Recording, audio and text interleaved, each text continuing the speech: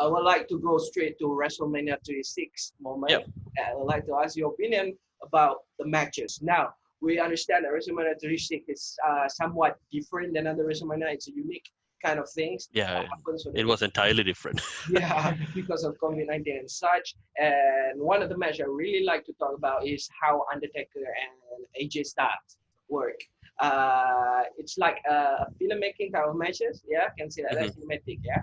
So, Yeah. what is your opinion for these matches? If you're looking at cinematic matches, I think that is the best way to go about it now without the audience. From my point of view, so everyone shares their own opinions, but in my point of view, I think that would be a good move to be doing. It's hard for performers. Like for me, it's hard to perform. I never really got a chance or an opportunity to perform in an open, without a crowd. So but I think it's kind of hard if you want to bring out your characters and all that when there's no crowd. So a cinematic match, and especially a match like the Undertaker's one, uh, to be honest, it was new when I watched it, but I really enjoyed it. Selfishly, as a fan, I would have wished to probably see him bring back the biker persona Yeah, in a full, in an arena full of audience, so you get to feel the emotion and yeah, yeah, stuff. But it is what it is. It is. So those kind of matches, I think, would be probably the best way to go about now. yeah. And it's fun to watch. It's fun to watch matches like that. Just that for me, I prefer the old school kind of matches when you get into the ring and you do your stuff in the ring. That would be my kind of style, kind of way. Yeah. Obviously, yeah, that would be my kind of stuff as well. Yeah, I've been asking like few of my friends that love WWE as well and MYPW. So they watch Undertaker's performance and they all like when some of them regrets of it, but they understand at the same time. It's like WrestleMania 36 moments and they screw up by doing cinematic types of things. But they do not screw up actually. Like most of the WWE community likes how the match going on.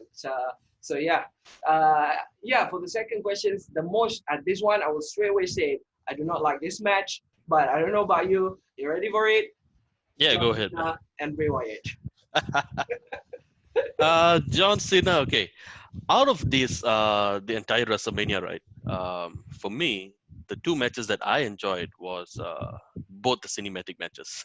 Okay, Right, okay. so both of that were probably the ones that got me entertained. Obviously, for obvious reasons, it's the Undertaker. So no matter what, I'm gonna watch that match, and I'm still a fan.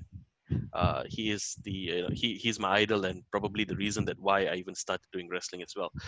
But when it comes to John Cena and Bray Wyatt's match, I remember watching that with my sisters and with my brothers, and for some reason we actually got entertained by it. We got Yeah, entertained by it, and it was just it was a fun match. We watched it till the end. We laughed about it. I found myself being entertained by it. So yeah, yeah, I won't say it's the best match or you know it is great, but it was fun for me. Yeah. yeah. Yeah, well, some people argue that John Cena and Bray Wyatt matches is not supposed to be called matches. It's just footage of them, but it was entertaining.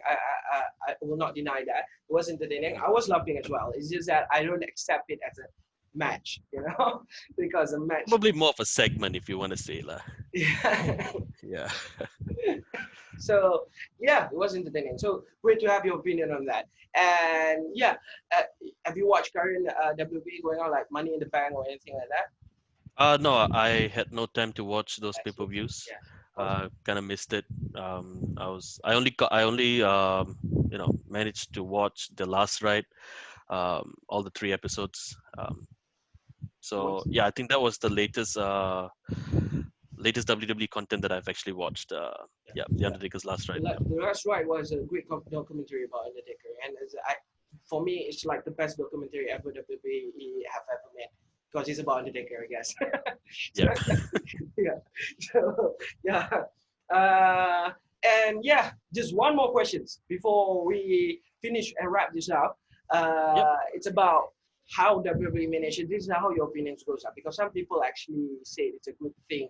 It's a hype thing when they do multiple finishers and such and that, and people keep on kicking out of their finishers. But some people actually think that it's something that take away your tension and suspense whenever you know that that person gonna kick out your finisher, right? So there's no suspense anymore, because like lots of people can kick out your finisher now. So Mhm. like what happened in Wrestlemania 36, that Brock Lesnar keep on doing the F5 on Drew McIntyre, and he keeps on kicking out. So what is your opinion about that type of concept? I mean, that type of match.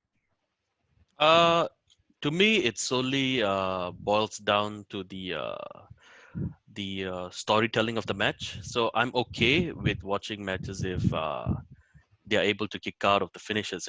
So yeah, as a fan, you would think like, okay, this match is gonna end, and then no. It's like, okay, this guy's kicked out of it.